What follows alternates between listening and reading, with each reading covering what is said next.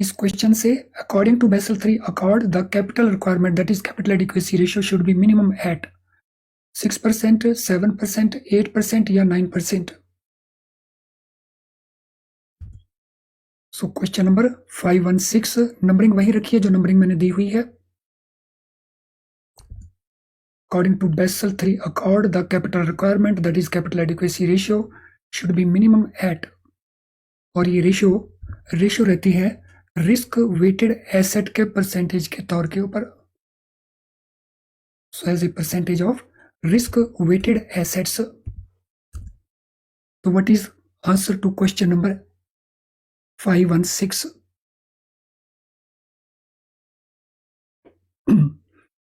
Answer C, answer D, D C, C D. तो यहां पे हमारे पास क्वेश्चन में क्या पूछा गया है? क्वेश्चन में पूछा गया है अकॉर्डिंग टू बेसल 3 अकॉर्ड, जो बेसल 3 का एग्रीमेंट है उसके मुताबिक. तो इसके मुताबिक ये कैपिटल 8% है.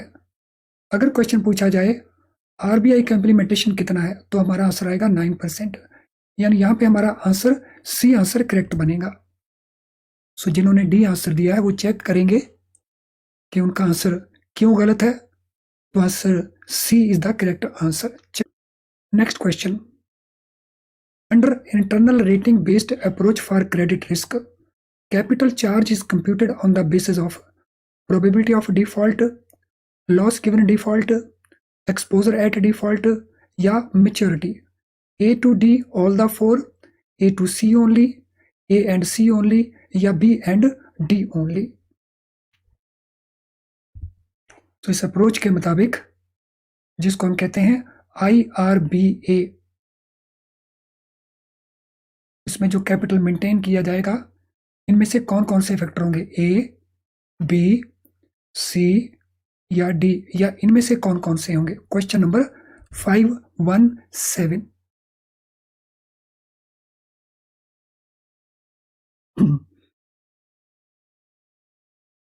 सो 517 ए, सी, ए आंसर ज्यादा है.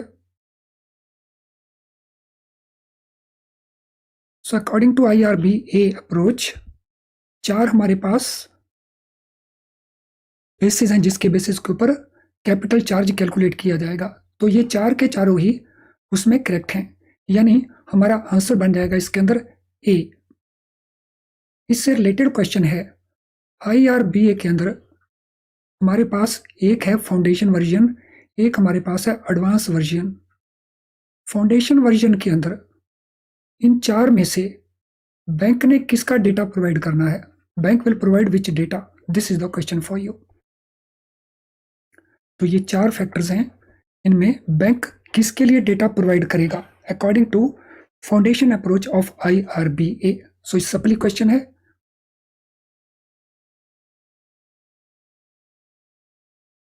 सप्ली क्वेश्चन है तो बैंक किसके लिए डेटा प्रोवाइड करेगा?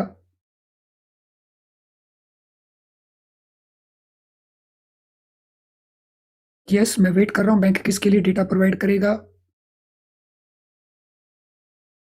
So bank will provide data for probability of default. Correct, PD, probability of default. Under basic indicator approach, capital charge for operational risk is calculated as how much percentage of average gross income over 3 years. So these are the options. Under basic indicator approach, operational risk के लिए capital charge जब calculate करेंगे, so average gross income जो positive होनी चाहिए उसका कितने percent as capital provide किया जाएगा. तो इसमें जो परसेंट है उसको हम अल्फा फैक्टर कहते हैं, अल्फा वैल्यू. तो उसकी अल्फा वैल्यू कितने परसेंट होगी? 5%, 10%, 15% या 20%? What shall be the alpha value? Yes, alpha value will be 15%. Answer C is the correct answer. Next question.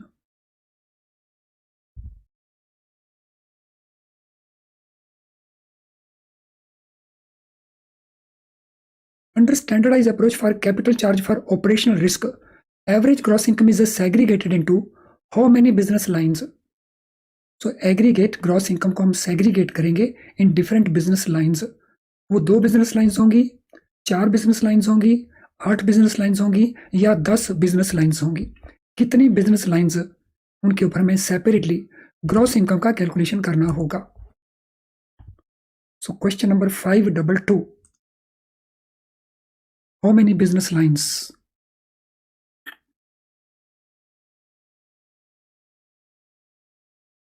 Yes, very simple question. तो there will be 8 business lines. So कुल मिला के 8 business lines होंगी, यानी answer number C is the correct answer.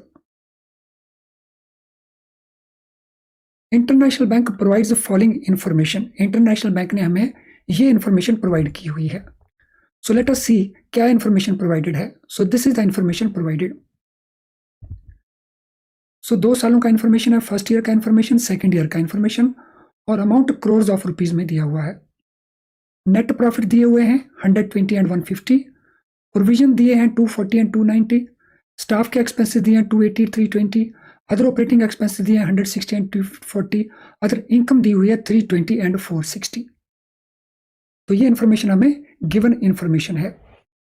इस information के basis के ऊपर हमने first question, what is amount of gross income for calculation of capital charge for operational risk on the basis of first year results alone according to basic indicator approach। तो पहले इस question का answer दे दीजिए। Gross income calculate कर दीजिए for calculation of capital charge for first year alone. अगर first year का data केवल दिया हो तो कितनी ग्रॉस इनकम बनेगी for basic indicator approach. Question number 11, इसके कोई आपको ऑप्शन नहीं दिए जाएंगे, और इसी प्रकार के क्वेश्चंस आपको 2023 में अगर हमें पेपर में अपेयर होना पड़ा तो वहां पे ऑप्शंस के बगैर आपको भी क्वेश्चन पूछे जाने हैं, तो वहां कैलकुलेटेड ऑप्शंस नहीं दिए होंगे।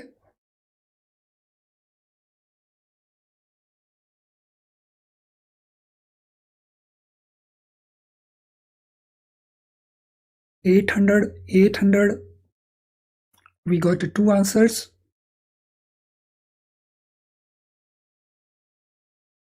560,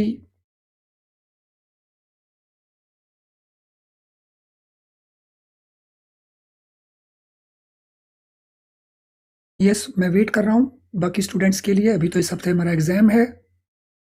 560,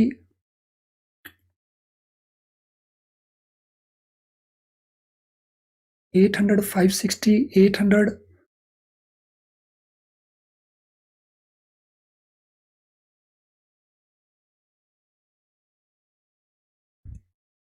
चलिए दूसरे क्वेश्चन का आंसर दीजिए।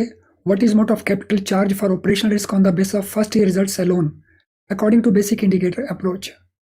सो capital charge means amount of capital कितना होगा ऑपरेशनल रिस्क के लिए on the first year results alone. ये क्वेश्चन नंबर 2 है, इसका आंसर दे दीजिए क्या बनेगा।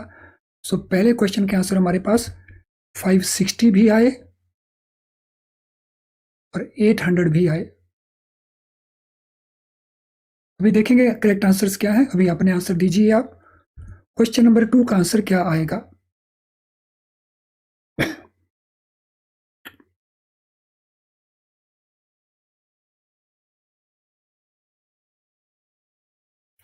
हंड्रेड 120 के आंसर्स आए हैं अभी तक, 120। सो 120 के आंसर्स आए हैं, all answers 120।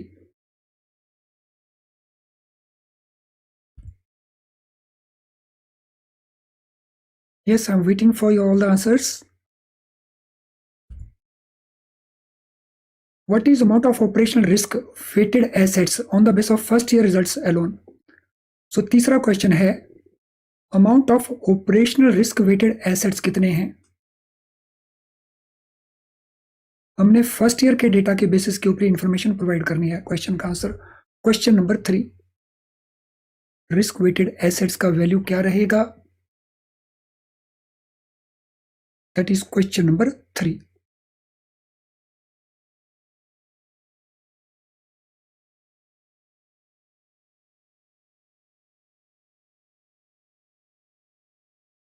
What is value of risk weighted assets for operational risk for first year.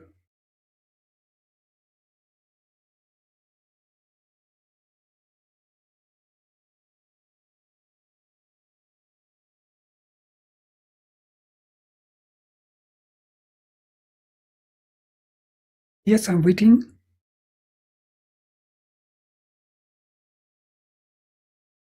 So 1333.3. Okay, चलिए इनके सॉल्यूशन देख लेते हैं. सो पहले का सॉल्यूशन हमारे पास 800. सो फर्स्ट क्वेश्चन हमारे पास 800 इज द आंसर. 120 को ले लेंगे, 240 को ले लेंगे, 280 को ले लेंगे, 160 को ले लेंगे, लेकिन अदर इनकम को नहीं लिया जाएगा. So this will not be considered. So it will B 800 crore. और 15% उसका अल्फा फैक्टर है, तो उसके 15% हो गया 120 करोड़. उसके बाद हमारे पास बची रिस्क वेटेड एसेट्स. तो रिस्क वेटेड एसेट्स दोनों ही हमारे पास आंसर्स करेक्ट हैं, क्योंकि उसने कुछ स्पेसिफाई नहीं किया. तो अगर हम बेसल के मुताबिक लिखते हैं स्ट्रिक्टली, तो ये 1500 आ जाएंगे. और अगर हम आरबीआई के मुताबिक लेते हैं तो 120 डिवाइडेड बाई 9%, तो 133.33 आंसर आ जाएगा. यानी दोनों ही आंसर ठीक है. जिन्होंने 15 दिया वो भी करेक्ट है, जिन्होंने 13333 दिया वो भी करेक्ट है. पेपर के अंदर आपने अगर कुछ नहीं दिया तो आरबीआई वाली गाइडलाइन को फॉलो करना है इंडियन कॉन्टेक्स्ट के अंदर. यानी अगर हम इन दोनों आंसर्स को देखें तो ये आंसर ज्यादा अप्रोप्रिएट है. हालांकि ये आंसर भी गलत नहीं है, because question is uncertain. I hope everything is very very clear so far. यहां तक हर चीज एकदम अच्छे से क्लियर है, आपका कोई क्वेश्चन नहीं. और अगर ऐसा है तो क्विकली स्माइल करके दिखा देंगे. Do it quickly. If everything is clear, do it quickly. Smile करके दिखा दीजिए.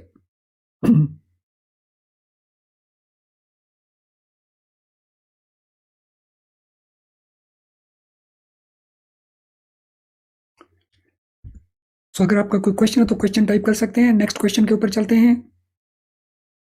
फ्रेंड्स, आजकल हमारे यहाँ बैंक प्रमोशन एग्जाम की क्लासेस भी डेली कंडक्ट की जा रही हैं. अगर आप किसी भी बैंक से हैं जिनका प्रमोशन एग्जाम या तो आ चुका है या आने वाला है, तो ये क्लासेस आपके लिए बहुत यूजफुल हो सकती हैं. तो presently UCO bank, Canara bank, bank of Baroda, bank of India, SBI के कुछ एग्जाम्स डिक्लेयर हो चुके हैं. तो अगर आप इन बैंकों में से हैं या आपके कोई फ्रेंड्स हैं या कोलीग्स हैं जो इन बैंकों से प्रमोशन एग्जाम में अपीयर हो रहे हैं, तो ये जानकारी आप उनको दे सकते हैं. तो हमारी free live class every day we are conducting in the morning, तो वो इस क्लास को ज्वाइन कर सकते हैं. तो ये मेरी रिक्वेस्ट रहेगी आप सभी से कि अगर ये मैसेज आप उन स्टूडेंट्स तक, उन अपने फ्रेंड्स के पास, उन कोलीग्स के पास पहुंचा सको जिनको इस क्लास से बेनिफिट मिल सकता है, तो it will be nice of you. चलिए अगले क्वेश्चन के ऊपर चलते हैं. Which capital is called core capital? किस कैपिटल को हम कहते हैं कोर कैपिटल? और कोर कैपिटल का जो कॉन्सेप्ट है वो बेसल 2 का कॉन्सेप्ट है. और ये रहे आपके option answers. Capital funds comprising tier 1 and tier 2, tier 1 capital funds, tier 2 capital funds, या paid up capital plus reserves. तो इनमें से किसको कहेंगे आप core capital? Question 528, which will be known as core capital. मेरा रिक्वेस्ट रहेगा सभी स्टूडेंट से, please don't write any answer without writing the question number. First write the question number and then write the answer. पहले question number लिखिए और उसके बाद answer लिखिए.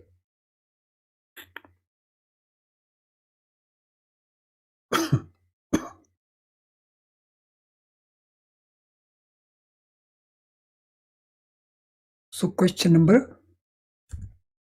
528, यस, टीयर 1 कैपिटल फंड्स को हम कहते हैं कोर कैपिटल. अब इससे दूसरा जुड़ा हुआ क्वेश्चन है, कोर कैपिटल को हम बेसल 3 में क्या नाम देते हैं? सो बेसल 3 में कोर कैपिटल का नाम क्या है? ये सप्ली क्वेश्चन है, बता दीजिए. सो बेसल 3 में कोर कैपिटल हम किसको कहते हैं? तो ये सप्ली क्वेश्चन है.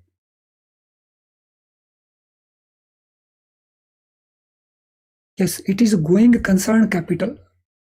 Which of the following is not part of tier 2 capital funds for the purpose of capital adequacy ratio? इनमें से टीयर 2 में कौन सा नहीं आता है?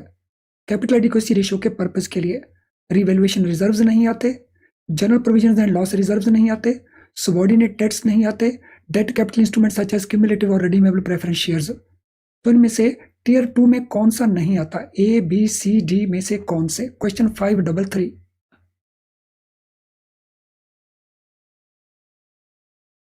तो इनमें से कौन से नहीं आते? क्वेश्चन 533।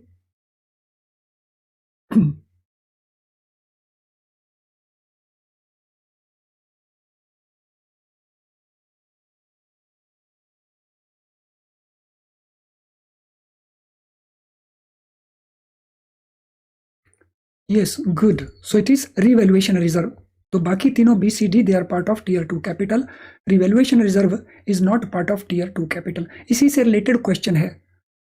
रिवैल्यूएशन रिजर्व को हम टीयर 1 में लेके जाते हैं और उसमें हम कुछ डिस्काउंट लगाते हैं. आपके लिए क्वेश्चन है रिवैल्यूएशन रिजर्व्स का कितने % हम टीयर 1 कैपिटल में दिखाएंगे.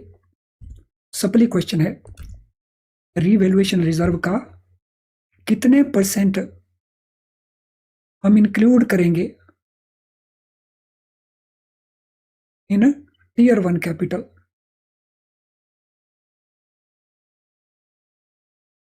सो सप्ली क्वेश्चन है. So what will be answer for that?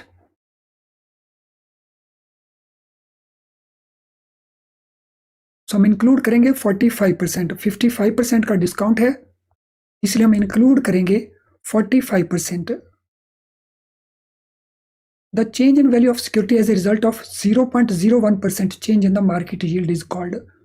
अगर सिक्योरिटी की वैल्यू में चेंज आता है किसके कारण? 0.01% चेंज के कारण. तो हम इसको क्या कहेंगे? Basis point change, percentage change, duration change या price volatility. What it will be called? Question 565. What it will be called, क्या कहेंगे इसको? Question number 565.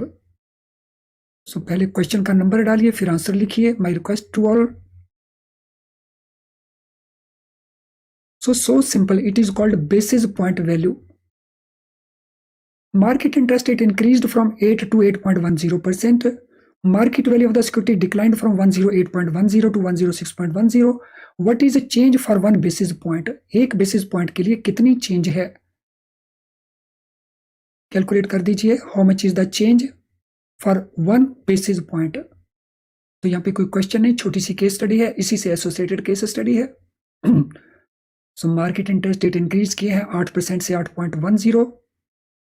जो सिक्योरिटी की मार्केट वैल्यू है वो डिक्लाइन होगी 108.10 से 106.10. तो 1 बेसिस पॉइंट के लिए क्या चेंज हुआ? कितना चेंज हुआ? For 1 basis point what is the change?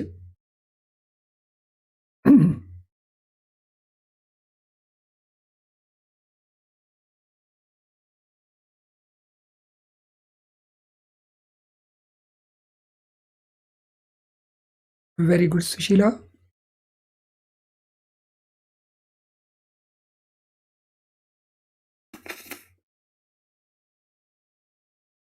So change is of 20 पैसा.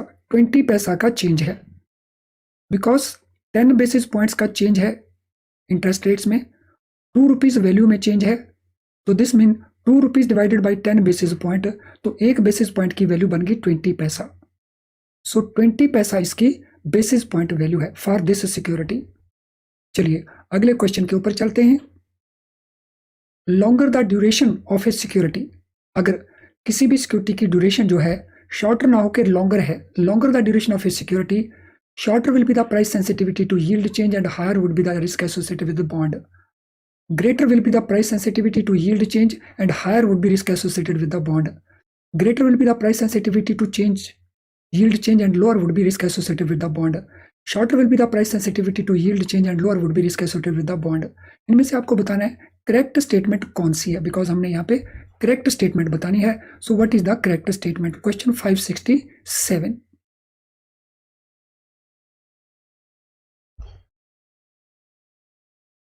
So what is the correct statement? इसमें करेक्ट स्टेटमेंट कौन सी है?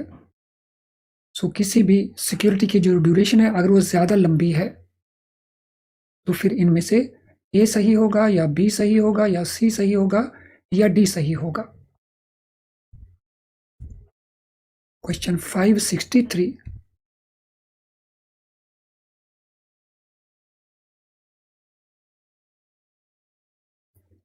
Sorry 567। So what will be the correct answer? तो यहाँ पे सभी आंसर्स आ रहे हैं, ए भी आ रहा है, बी भी आ रहा है, सी भी आ रहा है।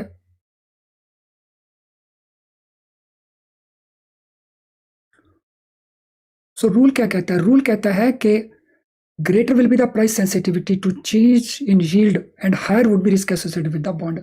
तो अगर ड्यूरेशन लॉन्गर है तो उस केस में जो सेंसिटिविटी है प्राइस की वो भी ज्यादा होगी और रिस्क भी उसके साथ एसोसिएटेड ज्यादा होगा। यानी answer B, statement B is the correct statement. तो जिनका बी स्टेटमेंट है वो करेक्ट स्टेटमेंट है और जिनका बी नहीं है वो गलत है। तो वो चेक कर लेंगे उन्होंने क्यों गलत किया उसको।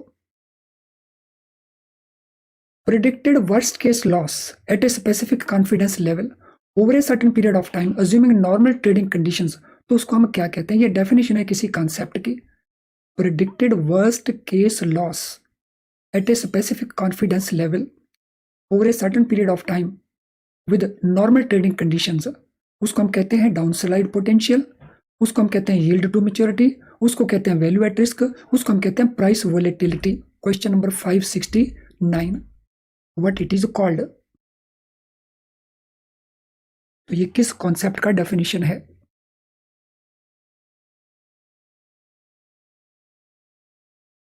Five 569, so this is definition of which concept? yes, ये डेफिनेशन है वैल्यू एट रिस्क की।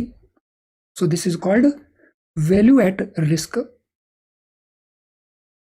वैल्यू एट रिस्क के अंदर चार इंपॉर्टेंट बातें हैं। फर्स्ट, ये वर्स्ट प्रिडिक्टेड लॉस होता है। सेकेंडली, एक स्पेसिफिक कॉन्फिडेंस लेवल के ऊपर होता है। Then over a certain period of time होता है एंड देन हम नॉर्मल कंडीशंस को अज्यूम करते हैं। We assume normal condition. Next question. चलिए अगले क्वेश्चन में जाने से पहले जिनका लाइक डिसलाइक बचा है क्विकली लाइक डिसलाइक को कंप्लीट कर देंगे।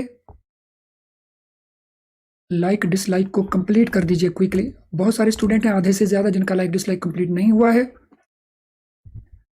फ्रेंड्स, बीएफएम के जो मेमोरी कलेक्टेड क्वेश्चंस हैं अब अवेलेबल है हमारी ऐप के ऊपर।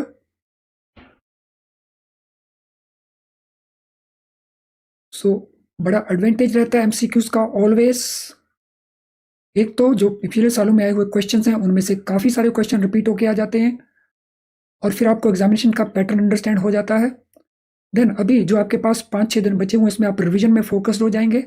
कोई ऐसे टॉपिक्स जो आपने प्रिपरेशन नहीं किए लेकिन क्वेश्चन उनमें से पूछे गए वो गैप आप आइडेंटिफाई करके उनकी प्रिपरेशन कर सकते हैं। इसीलिए एमसीक्यूज कहीं से भी अरेंज करिए लेकिन उनको जरूर कर लेना। और कहीं से भी अवेलेबल नहीं होता तो फिर हमारे पास आ जाना, हमारी ऐप के अंदर अवेलेबल है। और एमसीक्यूज में केवल इंडिविजुअल क्वेश्चंस नहीं, इंडिविजुअल क्वेश्चन तो हैं ही, उसके साथ साथ जो केस स्टडीज पूछी गई थी इन एग्जाम्स के अंदर वो भी आपको अवेलेबल होंगी along with answers, along with solutions. तो आई एम श्योर कि आपने इनको यूज करना शुरू कर लिया होगा। तो कौन कौन स्टूडेंट हैं जिन्होंने एमसीक्यूज ऑलरेडी यूज करना शुरू कर लिया हमारी ऐप से? तो बताएंगे जरा कौन कौन से स्टूडेंट्स हैं। So who are the students जिन्होंने इन एमसीक्यूज को यूज करना शुरू कर लिया है, जरा बता देंगे थोड़ा सा। एंड मीनवाइल जिनका लाइक डिसलाइक नहीं हुआ है वो कंप्लीट कर देंगे लाइक डिसलाइक को। कल आपका ईबीएम का एग्जाम था। आई एम श्योर कि आप में से काफी सारे स्टूडेंट्स ने इस एग्जाम को पास कर लिया होगा। तो थोड़ी सी फीडबैक अगर आप मुझे दें तो आप सभी स्टूडेंट्स जरा टाइप कर देंगे कि आपका स्कोर क्या रहा एग्जाम के अंदर। ऑनेस्टली बता दीजिए कि आपका स्कोर क्या रहा, सो दैट एक ब्रॉडर असेसमेंट हो जाएगी। So what was your exam yesterday? और वो सभी स्टूडेंट्स जिनका 50 एंड अबव स्कोर रहा उन सभी को बहुत बहुत कांग्रेचुलेशंस। हमारे पास जो हमारे इंडिविजुअल स्टूडेंट्स की रिपोर्ट आई है उसके मुताबिक हाईएस्ट स्कोर अभी तक 86 रिकॉर्ड किया गया है। हाईएस्ट स्कोर 86 रिकॉर्ड किया है। तो आप जरा बता दीजिए आपका स्कोर क्या रहा।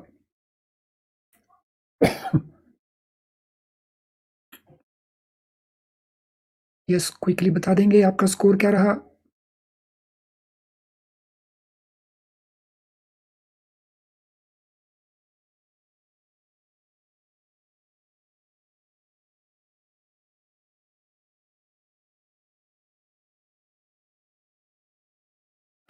यस, मेरी रिक्वेस्ट रहेगी, सभी ने अभी तक नहीं स्कोर के बारे में जानकारी दी, मेरी रिक्वेस्ट रहेगी टू ऑल ऑफ यू कि आपका स्कोर क्या रहा।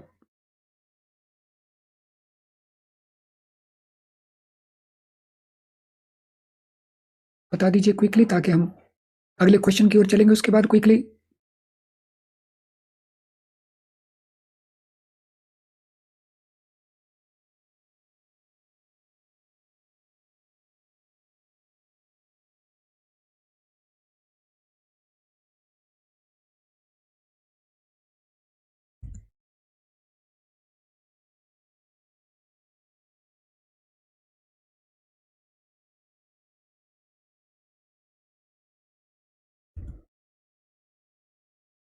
चलिए अगले क्वेश्चन के ऊपर चलते हैं। Let us go to the next question.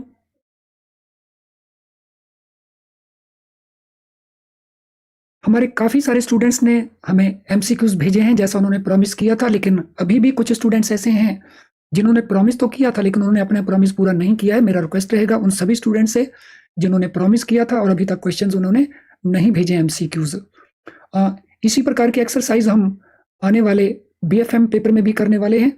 अगर आपने प्रॉमिस किया था लेकिन अभी तक आपने एमसीक्यूज नहीं भेजे, तो फिर बीएफएम के जो हम क्लास करेंगे, क्विक रिवीजन की क्लास, तो उसमें फिर आपको पार्टिसिपेट करने का मौका नहीं मिल पाएगा। तो मेरा रिक्वेस्ट है सभी स्टूडेंट्स से जिन्होंने प्रॉमिस किया था, जिनको हमने स्पेशल लिंक प्रोवाइड किया था कल मॉर्निंग में और वो क्लास उन्होंने अटेंड की थी, तो अगर आप उसी प्रकार की फैसिलिटी बीएफएम में भी चाहते हैं और अभी तक आपने एमसीक्यूज नहीं भेजे प्रॉमिस के बावजूद भी, क्योंकि आपकी डिटेल्स हमारे पास अवेलेबल हैं, तो मेरी रिक्वेस्ट रहेगी वो एमसीक्यूज क्विकली आप भेज देंगे सो दैट आप नेक्स्ट संडे की जो क्लास है उसको मिस नहीं करें। चलिए अगले क्वेश्चन के ऊपर हम चलते हैं। Z invested in 10% 3 year bond, face value 1000 का है, एक्सपेक्टेड यील्ड 12% है, इसकी ड्यूरेशन कितनी है ये आपको कैलकुलेट करके देनी है। So what is the duration of this?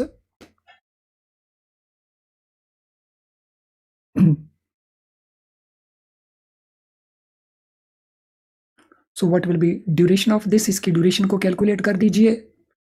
ये आज के हमारे इसके अंदर ये तीसरी केस स्टडी आ गई है वर्चुअली।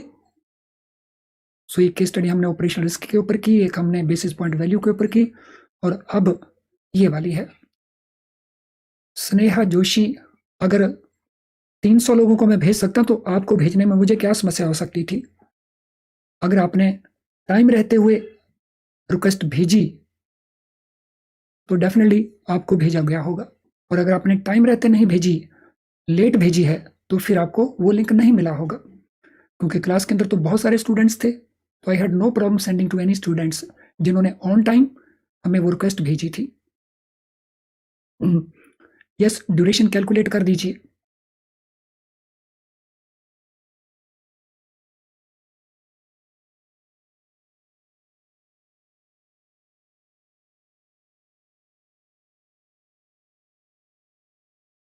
यस, कैलकुलेट कर दीजिए ड्यूरेशन को।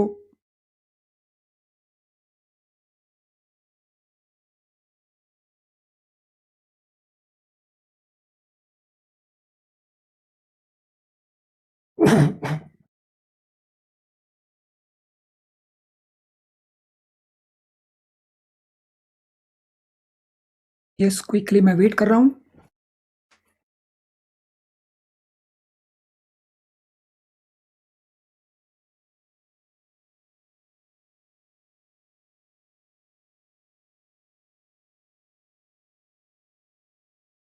सो what will be the duration? Duration आपको हमेशा टाइम पीरियड में बताना है, और नेगेटिव ये वैल्यू होती है ड्यूरेशन में, नेगेटिव वैल्यू।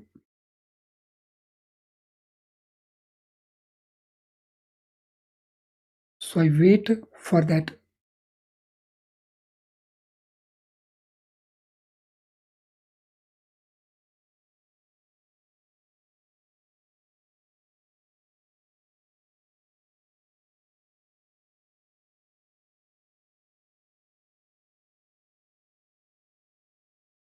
सो 2.73 ईयर्स एक आंसर, दूसरा आंसर है 2.5 ईयर्स, तीसरा आंसर है -2.73 ईयर्स.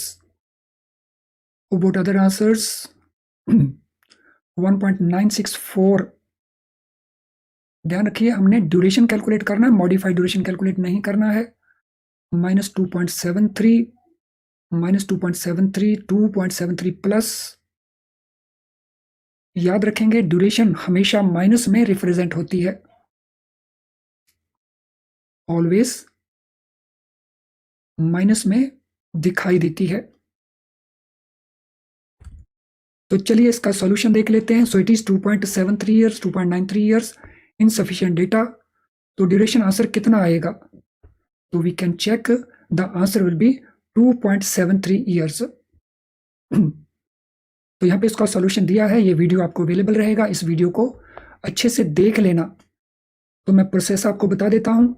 तो इसमें हम लिखते हैं कूपन अमाउंट को, जो स्टूडेंट नहीं जानते कि कैसे निकाला जाता है उनके लिए. तो यहाँ पे हम लिखते हैं कूपन अमाउंट को, यानी कैश फ्लो को. तो पहले साल में 100 रुपये आने वाले हैं, बिकॉज इसकी वैल्यू 1000 है. 1000 का 10% 100 रुपये आएंगे पहले साल में, 100 रुपये आएंगे दूसरे साल में, तीसरे साल में 100 रुपये भी आएंगे, और उसके साथ जो प्रिंसिपल अमाउंट है वो भी वापस आ जाएगा. तो यहाँ पे डिस्काउंट फैक्टर हमने 12% लेना है, तो 12% का डिस्काउंट फैक्टर हमने यहाँ कैलकुलेट कर लिया. और फिर हमने इनका प्रेजेंट कैश वैल्यू कैलकुलेट कर लिया, यानी 100 into this value, 100 into this value, 100 into this value, 1000 into this value. तो ये आ गई हमारी प्रेजेंट वैल्यू, जिसको हम प्राइस कहते हैं. और फिर प्राइस, तो प्रेजेंट वैल्यू हमारी टाइम के साथ हमने मल्टीप्लाई कर ली. तो इस प्रकार से मल्टीप्लाई करके आप इस फॉर्मूले की मदद से इसको कैलकुलेट कर सकते हैं. चलिए अगले क्वेश्चन के ऊपर चलते हैं. To calculate value at risk, various approaches are based on the following basic parameters. Value at risk calculate करने के लिए अलग अलग हमारे पास अप्रोचेज हैं, जो कुछ पैरामीटर्स के बेसिस के ऊपर बेस करती हैं. ये हैं holding period, historical time horizon, holding period, confidence level, historical time horizon, confidence level, holding period, historical times horizon and confidence level. आपको क्या लगता है इनमें से कौन सा करेक्ट है? तो ये इनमें से कौन कौन से बेसिक पैरामीटर आपको लगता है कि करेक्ट है 572 नंबर क्वेश्चन के लिए?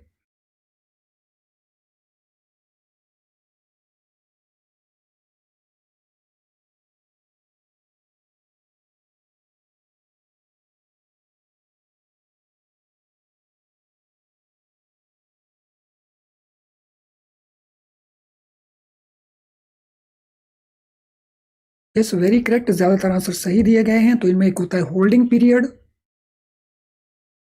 सो 2 साल के लिए वैल्यू एट रिस्क अलग होगा, 3 साल के लिए वैल्यू एट रिस्क अलग होगा, 5 साल के लिए वैल्यू एट रिस्क अलग होगा. Historical time horizon and confidence interval. तो answer D is the correct answer. Question number 575. Monte Carlo simulation method calculates change in the value of the portfolio by using. जो Monte Carlo simulation method है वो calculate करता है change in the value of the portfolio. Portfolio की value में change वो calculate करता है, किसको यूज करते हुए? Actual historical movements of the underlying assets starting from the current value of the asset, projected historical movement. तो यहाँ पे एक्चुअल हिस्टोरिकल है, यहाँ पे प्रोजेक्टेड हिस्टोरिकल मूवमेंट है.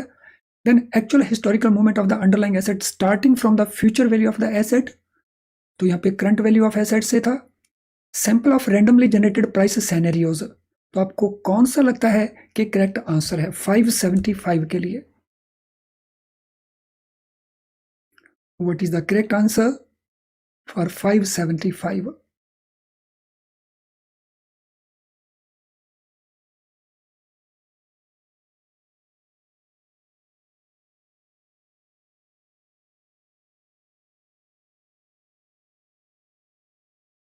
तो मोंटे कार्लो सिमुलेशन मेथड में हम किसको यूज करते हैं? वेरी करेक्ट, एकदम सही. तो हम यूज करते हैं sample of randomly generated price scenarios. So answer D is the correct answer. Process where model based value at risk is compared with the actual performance of the portfolio. वो process वहां जहां पे हम model based value at risk को हम compare करते हैं with actual performance of the portfolio. तो जो मॉडल ने जनरेट किया था वैल्यू वो, और जो एक्चुअल वैल्यू परफॉर्मेंस के बेसिस के ऊपर पोर्टफोलियो का है। तो इस प्रोसेस को नाम हम क्या देते हैं? बैक टेस्टिंग देते हैं, स्ट्रेस टेस्टिंग देते हैं, डाउनसाइड पोटेंशियल देते हैं, या ड्यूरेशन का नाम देते हैं।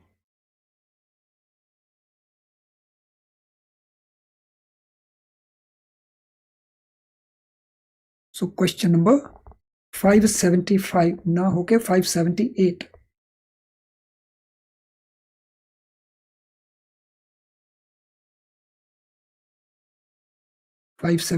तो हम इस प्रोसेस को क्या कहते हैं?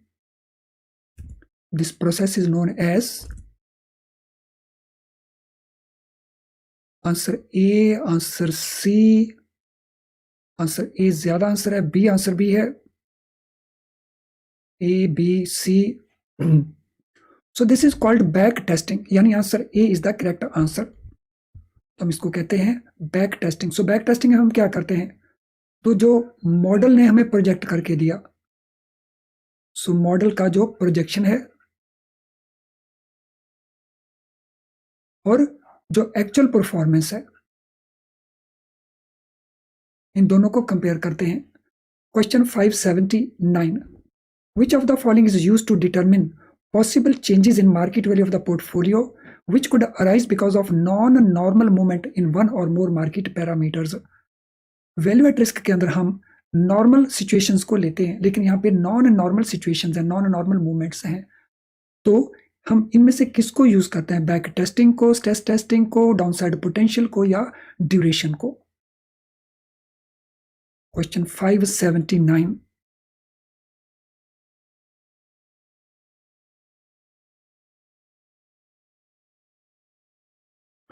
नरेश हालकर्णी, कॉन्ग्रेचुलेशन आपको, आपने CIB को कहा कंप्लीट कर लिया। दिस मीन आपका ABM पेपर बचा होगा। And also thank you for your feedback. तो नरेश हालकर्णी वो कहते हैं कि उन्होंने CIB को पास कर लिया, वो पेपर उनका बचा हुआ था, तो उन्होंने हमारे कंटेंट को यूज किया और वो कहते हैं कि 100% सक्सेस बिल्कुल मिलेगा आपको, provided you follow what we say. तो इसको हम कहते हैं स्ट्रेस टेस्टिंग। सो 3 कॉन्सेप्ट्स में आपको थोड़ा सा ध्यान रखना है। एक है हमारे पास वैल्यू एट रिस्क का कॉन्सेप्ट, एक हमारे पास बैक टेस्टिंग है, और एक हमारे पास स्ट्रेस टेस्टिंग है। नॉर्मल कंडीशंस में हम यूज करते हैं वैल्यू एट रिस्क को, स्ट्रेस टेस्ट को हम यूज करते हैं एबनॉर्मल कंडीशंस के अंदर, और बैक टेस्ट हम कंपैरिजन पर्पस के लिए यूज करते हैं कि प्रोजेक्टेड क्या था और एक्चुअल परफॉर्मेंस क्या रहा। Next question, one day value at risk of portfolio is rupees 50 lakh with 95% confidence level. In a period of 6 months, assuming 125 working days, on how many times the loss on portfolio may exceed the value of the portfolio? 50 lakh का हमारा portfolio है, 95% confidence level के ऊपर उसका one day value at risk हमें दिया हुआ है पोर्टफोलियो का, और ये रिस्क है 50 लाख रुपीज का, 95% कॉन्फिडेंस लेवल के ऊपर। टाइम हॉरिजन हमारे पास 6 मंथ्स का है, और हमने एज्यूम करने 125 वर्किंग डेज। कितने दिनों में आपको लगता है कि loss on portfolio will exceed the portfolio value? तो 50 लाख से इंक्रीज वो कर जाएगा 10 दिन में, 8.5 डेज में, 7.5 डेज में, या 6.25 डेज में। कितना पीरियड लगेगा उसको?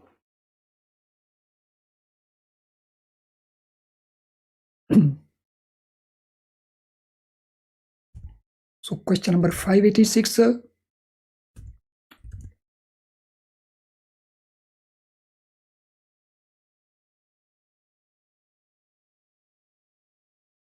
Question number 586, 586, yes 586, D D D D D answer सभी कह रहे हैं। इसका मतलब परफेक्ट है आप लोग तो, एकदम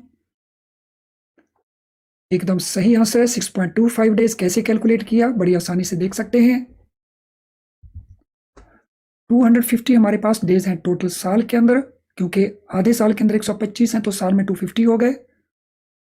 तो 250 को हमने मल्टीप्लाई किया, जो 5% का गैप है, divided by 100, so we get 6.2। Yearly हमारे पास आ जाते हैं 12.5 दिन, क्योंकि हमने ईयर में कैलकुलेशन कर दी थी, तो हाफ ईयर में आ गए हमारे पास 6.25 days. Next question, credit risk के दो कंपोनेंट्स हैं, ये कंपोनेंट कौन कौन से हैं? There are two component of credit risk, default risk and credit spread risk, default risk and concentration risk, default risk and intrinsic risk, concentration risk and intrinsic risk. तो credit risk के कौन से दो components हैं? Question number 592।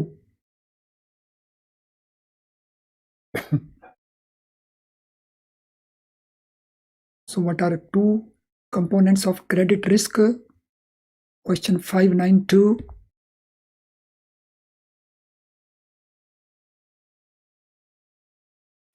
Answer A, B, C, A, B, A, B, A, B, B, B, C, C, C। So credit risk के जो basic component है, एक है डिफॉल्ट रिस्क और दूसरा है क्रेडिट स्प्रेड रिस्क। यानी आंसर हमारा बन जाएगा A. Default risk means possibility of default,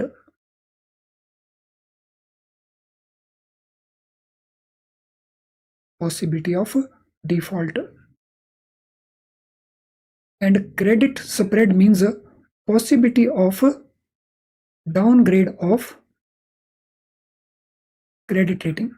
इसे हम डाउनग्रेड रिस्क भी कहते हैं, क्रेडिट स्प्रेड रिस्क को हम डाउनग्रेड रिस्क भी कहते हैं। Next question, certain activities are exposed to a type of risk which are basic to the economy in which the activity is operating।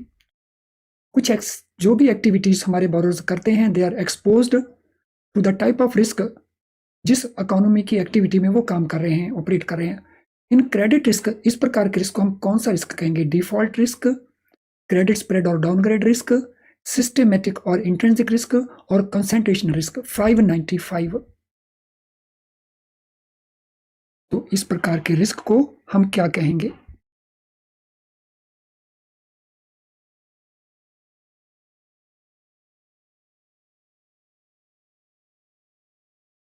सो इस प्रकार का रिस्क क्या कहलवाएगा? What it will be called? Default, credit spread, systematic, concentration.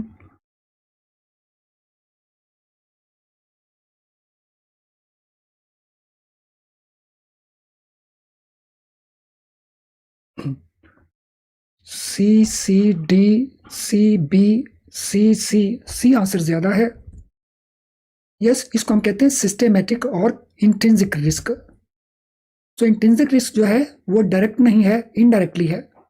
तो अगर हमने textile को finance किया है तो टेक्सटाइल इंडस्ट्री अपने आप में कई तरह के रिस्क को फेस करती है और उस रिस्क के कारण हमें भी रिस्क है, उसको हम कहते हैं intrinsic risk. Question number 599। Bank has 1000 borrowers rated in category B in beginning of the year. Past record of the bank shows that generally loan accounts of 2% borrowers become difficult of recovery from this group and 1% accounts have the tendency to be upgraded to double B category. How many accounts are likely to be there in this category at end of the year? तो ये आपके answers हैं।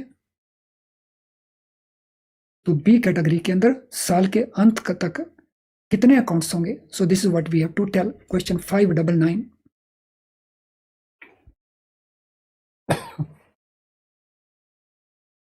So read the question carefully and then try to answer.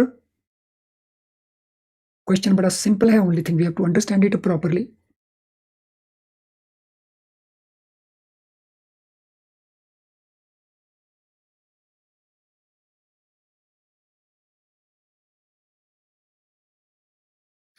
$599 नंबर question. Answer D, answer D, answer D. तीन answer है D के। Let us see other answers as well. Answer D,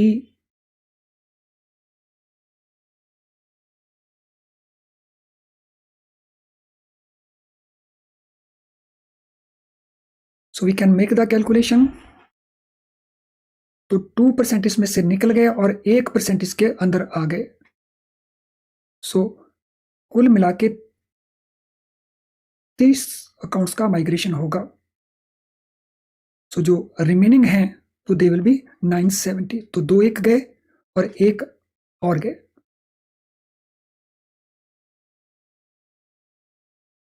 तो total 3% का चेंज रहेगा, तो उसके बाद हमारे पास 97% अकाउंट उसी कैटेगरी में बने रहेंगे. सो answer will B 970, that is answer D. 10 out of 1000 borrowers in a bank were placed in AAA category and 80 in A category, AA category in the beginning of the year. At end of the year, number of AA category borrowers is 76. What is rating migration default in AA category borrowers? तो rating migration कितना है AA category के accounts के अंदर? 4% का, 0.4%, 5% या 0.5%? Question 602.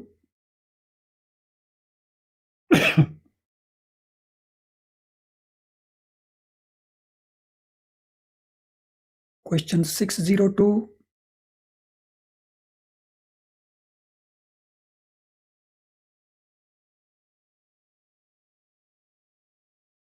So what will be the rating migration in respect of AA category accounts? Answer C, answer B, B, C, B, B, D. सारे के सारे आंसर आ गए हैं. C, B, D, C answer ज्यादा है अभी तक.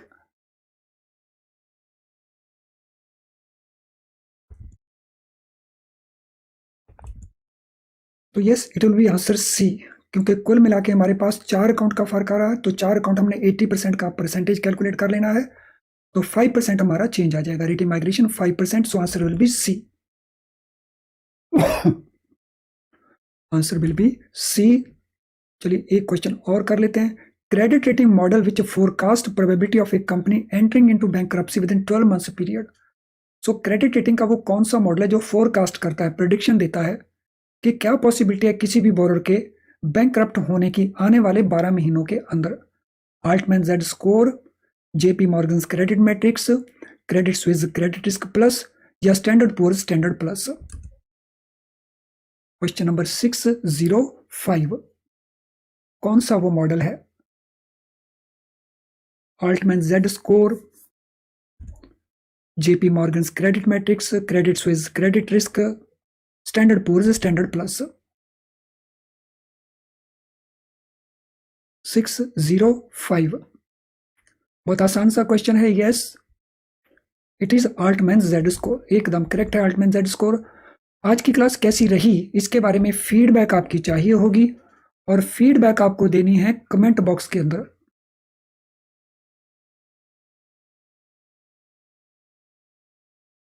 कमेंट बॉक्स आपको नजर आएगा 2 मिनट्स के बाद, अभी नहीं. जब ये लेसन क्लोज हो जाएगा तब आप रिफ्रेश करके ले सकते हैं. आज हम मॉनिटर करेंगे कि कौन कौन से लोग क्लास के अंदर थे और किन्होंने कमेंट्स दिए. तो जिन्होंने कमेंट्स नहीं दिए, तो ऐसा पॉसिबल है कि उनमें से फास्ट एंड देख करके कुछ लोगों की जो चैट फैसिलिटी है वो कल को डिसेबल हो जाएगी, और मैं नहीं चाहता हूं कि किसी भी स्टूडेंट की वो फैसिलिटी हम डिसेबल करें. तो इसीलिए आपने अपने कमेंट्स यहाँ चैट बॉक्स में नहीं, इस समय आप चैट बॉक्स को देख रहे हैं, 2 मिनट के बाद कमेंट बॉक्स आपको नजर आएगा, रिफ्रेश कर लेना. तो वहां पे अपने कमेंट्स देने हैं कि आज की क्लास आपको क्यों लगी और कैसी लगी. तो यहाँ पे सीता लक्ष्मिया, सर नमस्ते, this is Sita. I regularly watch your YouTube classes for my CCPP course. I clear my CCP exam. Thank you, very valuable information class. Thank you Sita, many congratulations. बहुत मुबारक हो आपको, and thank you for the feedback. चलिए आज की class को हम यहीं पे वाइंड अप करते हैं. फ्रेंड्स, एक बार मैं फिर से रिमाइंड करवाना चाहता हूँ, MCQ